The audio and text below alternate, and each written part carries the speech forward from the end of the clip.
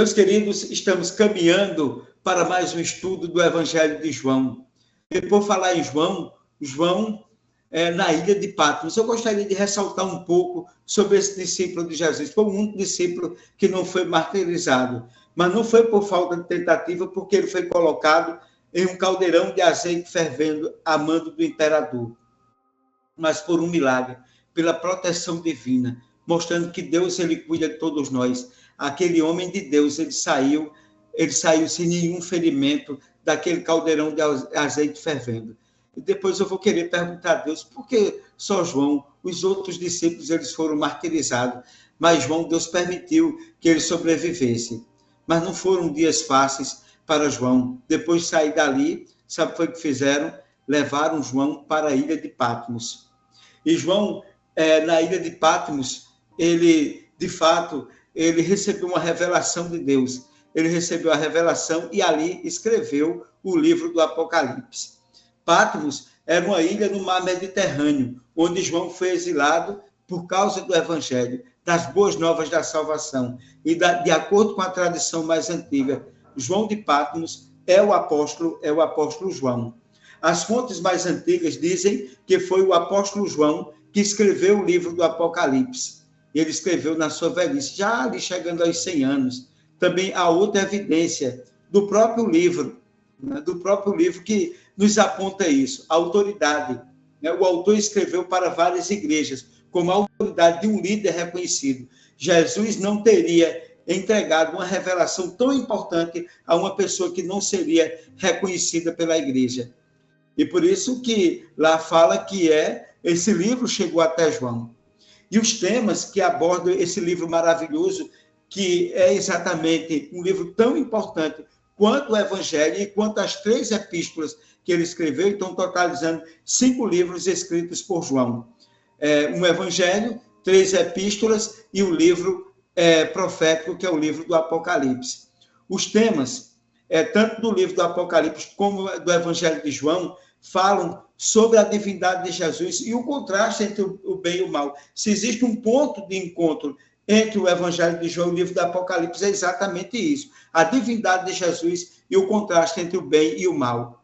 Os símbolos. O livro do Apocalipse usa muitos símbolos, indicando que foi escrito por um judeu que conhecia bem as Escrituras. E o apóstolo João, ele era judeu.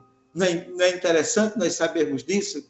Ressaltamos também que o livro do Apocalipse foi reconhecido como sendo de inspiração divina, em boa parte porque ele foi escrito por um apóstolo. João foi ensinado diretamente por Jesus, quando Jesus estava aqui na terra.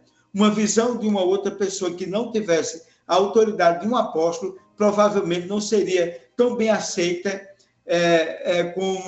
como verdade. Mas foi o testemunho de um homem que conviveu com Jesus, que se declarava o discípulo amado de Jesus, que cuidou da mãe de Jesus, e que foi o único que estava aos pés da cruz quando Jesus foi crucificado.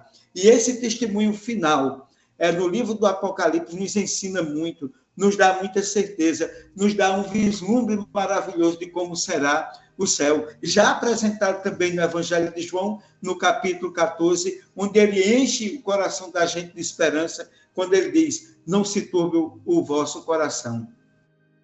Havia outro João? Sim, João era um nome muito comum naquele tempo. Muitos homens se chamavam João nesse tempo. Como as pessoas só tinham um nome, para fazer distinção entre as duas pessoas com o mesmo nome, muitas vezes acrescentavam um título, como a profissão ou uma característica física.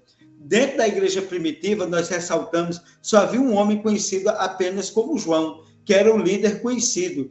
E esse era João, o apóstolo, São João de Patmos. Não fosse o apóstolo de Jesus, ele teria se identificado como um título para fazer a distinção, mas ele se coloca como apóstolo de Jesus. Então, isso para a gente fica muito claro, isso para a gente traz um respaldo muito grande de que esse homem usado por Deus, escreveu o Evangelho de João, escreveu as epístolas, mas também escreveu o livro do Apocalipse. E entre João e Apocalipse, o ponto comum, a divindade de Jesus, o contraste entre o bem e o mal. E entre o bem e o mal, escolhe, pois, a vida para que vivas tu e a tua semente. E que Deus, ele nos abençoe agora. Vamos adentrar a estudarmos o Evangelho, esse é mais um tema maravilhoso do Evangelho de João, que hoje nós vamos tratar sobre o Pai, o Filho e o Espírito Santo. Vem comigo no estudo, Deus te abençoe, fique mais um pouquinho e vamos aproveitar aquilo que Deus preparou para nós. Deus te abençoe, meu querido amigo e minha querida amiga.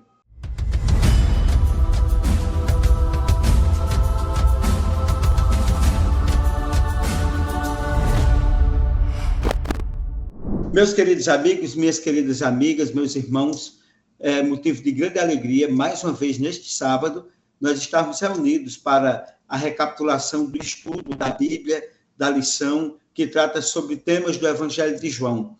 E a lição de número 11, a 11ª lição, traz como tema o Pai, o Filho e o Espírito Santo. É um estudo extremamente importante, porque trata da divindade, trata da unidade, trata de um Deus de amor. E a Bíblia diz, Deus amou o mundo de tal maneira que deu o seu Filho unigênito, para que todo aquele que nele crê não pereça, mas tenha a vida eterna. E Deus um dia disse, façamos o homem segundo a nossa imagem e a nossa semelhança. Nós somos a imagem e semelhança de Deus. Nós não somos iguais, mas nós somos semelhantes a um Deus triuno, a um Deus que em 3 pessoas consegue a unidade necessária para salvar a humanidade. E o texto que vai balizar o nosso estudo, vai conduzir o nosso estudo, se encontra em João capítulo 14, versículo 26. Vem comigo na leitura que diz, o Consolador, o Espírito Santo, que o Pai enviará em meu nome, esse ensinará a vocês todas as coisas e fará com que se lembrem de tudo o que eu lhes disse. Então, aqui é enfatizado o Consolador, que é o Espírito Santo, Paracletos, aquele que está do lado aquele que é o ajudador. Quem é que vai enviar? O Pai. Então, você tem o Espírito Santo enviado pelo Pai, em nome de Jesus. Então, o que é que o Espírito Santo vai fazer? Vai nos ensinar todas as coisas. O que eu e você precisamos saber? Qual a resposta que nós precisamos saber diante dos grandes desafios apresentados na vida, na existência de cada um? O Espírito Santo, ele vai nos conduzir para que nós possamos efetivamente saber por onde nós devemos partir. E o Evangelho de João, ele é importante, nós estamos sempre ressaltando esse ponto, ele começa afirmando a divindade de Jesus. Além disso, assim como no início de Gênesis, o Evangelho destaca o profundo relacionamento entre 3 pessoas da divindade. E é interessante que apresenta, no princípio do Evangelho de João, nos traz algumas coisas que são importantes. Ele diz, no princípio, o verbo era Deus, o verbo estava com Deus, o verbo foi ungido por Deus, o verbo estava... e o verbo foi ungido por Deus. São 3 pontos interessantes que nós encontramos ali no primeiro capítulo. Assim como no início, o final do Evangelho, quando vai se apresentando o final do Evangelho de João, ele apresenta evidências de que Jesus, o Pai, e o Espírito Santo estão em profunda unidade. Veja que coisa importante. Essa unidade, ela é perfeita para salvar a humanidade. Eles estão em harmonia para que o resultado do trabalho, da unidade dele, possa ser traduzido na minha e na sua salvação.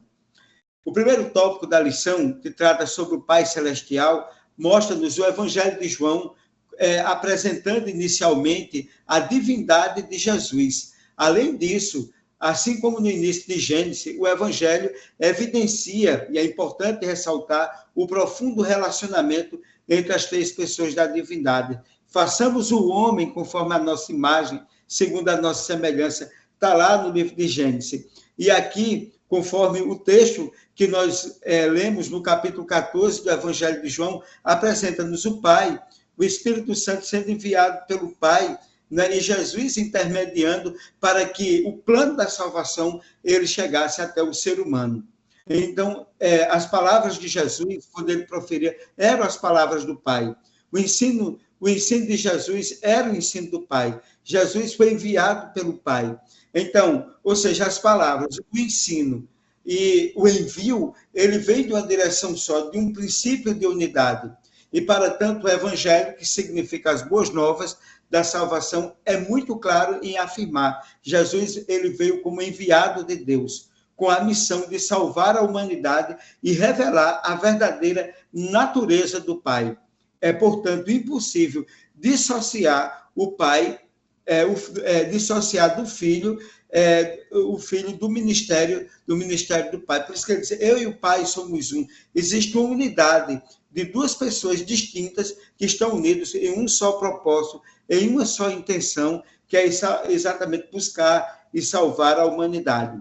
No segundo tópico da lição, Jesus e o Pai. Em Êxodo capítulo 3, versículo 3 a 15, de 13 até o versículo 15, Deus revela o seu nome a Moisés, apresentando-se como Yahvé, e eu sou. E em diversos outros textos do Antigo Testamento, do ponto de vista teológico, Deus recebe títulos divinos associados a esse nome. Agora é necessário que nós observemos esse padrão. E como a gente diz, as citações do eu sou. Jesus, ele diz: eu sou o pão da vida, eu sou a luz do mundo, eu sou o bom pastor, eu sou a ressurreição e a vida, eu sou o caminho, a verdade e a vida. Então, esse eu sou é ressaltado exatamente para mostrar e comprovar a divindade de Jesus. E esses são alguns exemplos no Evangelho de João, em que Jesus Cristo utiliza o nome divino e se apresenta como algo essencial, como alimento, como luz, como proteção e como vida, como caminho, né, para o ser humano. A mensagem é clara, e essa mensagem é preciso que eu e você nós entendamos. Jesus é Deus, e é indispensável para todo ser vivo. Jesus, Deus e o Espírito Santo são indispensáveis para que nós tenhamos vida. E, meus queridos, conhecer o Filho e conhecer o Pai é o próximo tópico, o terceiro tópico. Muitas vezes a nomenclatura Pai e Filho causa confusão em algumas pessoas acerca da divindade de Jesus. No entanto, o quarto evangelho nos ajuda a entender que o título de filho não implica que Jesus ele foi criado. É só para que nós possamos fazer uma divisão didática e que nós possamos entender o princípio da salvação, para que assim nós entendamos que aquele que veio, ele era. E é por isso que o contexto que o Evangelho de João ele aparece exatamente para nos ajudar a compreender essa verdade.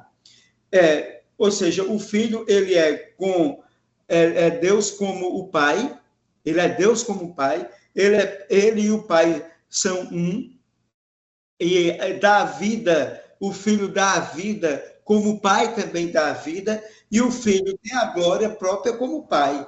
Então, isso é só para entender, mas no céu não existe essa divisão. Pai, Filho e Espírito Santo. Pai e Filho é para nós entendermos a relação aqui no contexto didático, para nós entendermos aqui. Mas no céu existe Deus, Deus e Deus.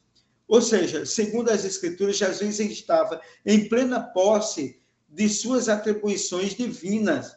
E é necessário que nós entendamos que quando decidiu se esvaziar, encarnando para realizar a nossa salvação, após esse período, ele retorna à glória que antes ele tinha. E é por isso que quando Jesus é apresentado no livro do Apocalipse, é apresentado diferente de como ele veio no primeiro advento.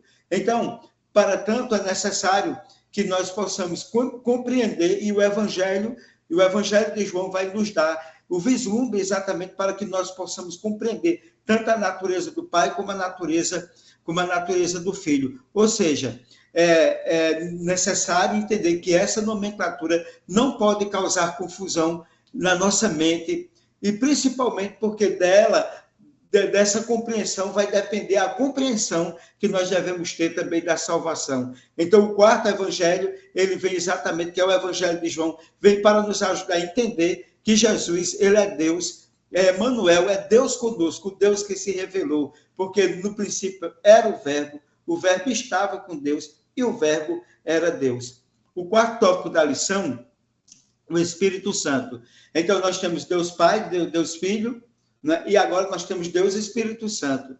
No seu discurso de despedida, Jesus apresenta o Espírito Santo como o outro consolador. O termo implica que havia um primeiro consolador, que seria Jesus. Veja a descrição de outro consolador. Então, Jesus, enquanto estava aqui, ele era o consolador. Quando ele sai, a missão, ele diz o outro consolador, que é da mesma natureza. Então, Jesus faz, mas fica o outro. Ou seja, as palavras do Consolador seriam as palavras do Filho. O ensino do Consolador seriam os ensinos do Filho. O Consolador foi enviado em nome do Filho. Ou seja, o Consolador é o Espírito Santo, Paracletos, que está do nosso lado, enviado pelo Filho, para que as palavras dele possam nos indicar o caminho. E a Bíblia diz que ele convence o homem do pecado, da justiça e do juízo.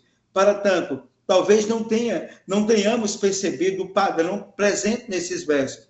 Por isso, sugiro que nós possamos, ao estudar esses textos, nós possamos compará-los para que assim nós não venhamos deixar de entender essa maravilhosa mensagem.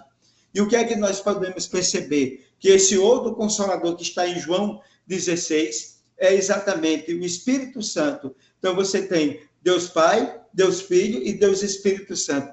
E agora o Espírito Santo, eu diria o seguinte, que é como um garçom que sai oferecendo a salvação para toda a humanidade. Diz, olha, Jesus, ele já ofereceu a salvação. Eu estou te entregando a salvação. E para isso ele vai nos convencer do pecado, da justiça e do juízo. O que é o juízo? A justiça de Deus. Né? A justiça que salva o ser humano, que significa Deus fazer por nós, Cristo fazer por nós aquilo que não é possível nós fazermos por nós mesmos. Então, Deus Pai, Deus Filho e Deus Espírito Santo. E o último tópico da lição, a oração de Jesus. Em João 17, né, que é um texto bonito, né, é um dos textos grandiosos, né, dessa parte, o Deus da glória que a gente viu, né, que é exatamente quando a gente pega o capítulo 14, capítulo 15, capítulo 16, capítulo 17, uma parte do capítulo 18. E aqui em João 17 é conhecido como a oração sacerdotal de Jesus. Nela nós temos os seguintes elementos para que nós possamos entender. O Pai, aquele que recebe a prece do Filho. Então, Jesus, ele recebe Deus, ele recebe a prece que Jesus ele faz em prol da nossa salvação. Segundo, o Filho, aquele que clama pelos que creem. Jesus está clamando, Jesus está pedindo, Jesus está intercedendo. Quando você precisar de alguma coisa, não é Paulo, não é José, não é Maria, não é João. Só existe um intercessor entre Deus e os homens, é Jesus. E ele está clamando por mim e por você. Ele clama pelos que creem. Então, crê no Senhor Jesus e será salvo tu e tua casa. Foi o que o carcereiro disse a Paulo. Os que creem, outro ponto que é importante ressaltar, os que creem, aqueles por quem o Filho ora. Então, veja que coisa interessante. O Filho está clamando, o Filho está pedindo, intercedendo por mim e por você. O mundo, aqui é importante, aqueles que não creem, público-alvo da salvação. Né? Então, existem aqueles que não creem, né? Que é o público-alvo da salvação. Jesus, ele veio para que essas pessoas possam crer. E, infelizmente, no mundo, uns vão, evidentemente, crer no trabalho do ministério de Jesus, outros não vão crer. Mas ele vai até a última circunstância. Ele está a fazer tudo o que está ao alcance dele para salvar a mim e a você. Por isso que a oração de Jesus é conhecida como oração sacerdotal. É a oração de invocação para chamar a mim e a você, pecador, e aqueles que não creem, para que possam crer e aceitar. Entrega teu caminho ao Senhor, confia nele e o mais ele fará. Ou seja, o que nós poderíamos ressaltar, a prece de Cristo é para os que creem, possam prosseguir com a missão que ele começou, mas sem que se contamine. Eles pertencem ao Pai. são enviados ao mundo para que levem o Filho. Então, o que é que nós poderíamos dizer? O Espírito Santo está para nos convencer por aquilo que Jesus ele fez. Por isso que ele diz, eu vou enviar o Espírito Santo, o outro Consolador. Então, meus queridos, que nós possamos compreender a natureza de Jesus, a Trindade que permeia o Evangelho de João, para que nós possamos entender o plano da salvação. A divindade, Deus, Pai, Deus Filho, Deus Espírito Santo, está unida e uníssono para salvar a humanidade. O que um faz, o outro não vai quebrar. E para que nós possamos entender, lembra quando Jesus foi batizado? Ele estava aqui, o Espírito Santo desceu sobre ele em forma de pomba, e uma voz do céu dizia, esse é o meu Filho amado, em que tenho nele prazer. Então, você tem Jesus sendo batizado, o Espírito Santo descendo sobre ele, e do céu uma voz que dizia.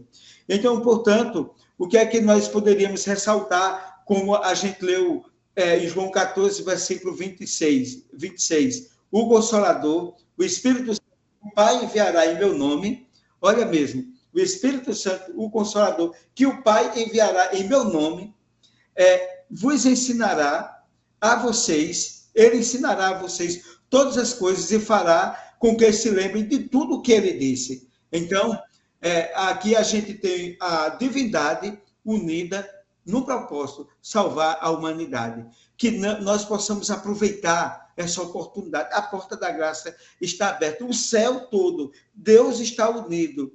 Deus Pai, Deus Filho, Deus Espírito Santo, para salvar a mim e a você. Entrega teu caminho ao Senhor, confia nele e o mais ele fará. Que Deus abençoe tua vida, tua casa, teus sonhos. Né? E só uma questão que eu gostaria de corrigir, né? Que na semana passada eu não fiz a oração quando terminou. E meu querido irmão José Araújo, lá de São José da Mata, da igreja, quando eu cheguei na igreja no sábado, ele foi dizendo de manhã, né, logo cedinho do sábado de manhã, ele disse, assisti o estudo da lição, mas no final você esqueceu de orar, e a gente não pode esquecer de orar. Meu irmão, muito obrigado por lembrar, e a gente vai orar agora para que Deus abençoe sua casa, agradecendo a Deus pelo estudo de hoje. Vamos fechar os olhos. Querido Deus, querido Pai, nós te agradecemos, Senhor, pela oportunidade concedida de mais uma vez nos reunirmos e apresentarmos esse estudo para pessoas maravilhosas, pessoas que estão, através do seu equipamento eletrônico, em diversos lugares, acompanhando essa lição, e que tu venha abençoar a vida, a família, a saúde, o trabalho dessas pessoas, e que elas, Senhor, sejam iluminadas por ti. E se alguém não conhece essa mensagem, que possa conhecer, pôr na mente, no coração, e, acima de tudo, passar a confiar na doutrina da Trindade. Nós te pedimos isso em nome de Jesus. Amém. Amém. Meus queridos, muito obrigado por nos acompanhar. Compartilhe nosso canal, dê um like, se inscreva no nosso canal, e que Deus continue te abençoando sempre. E até o próximo sábado, se Deus assim o permitir.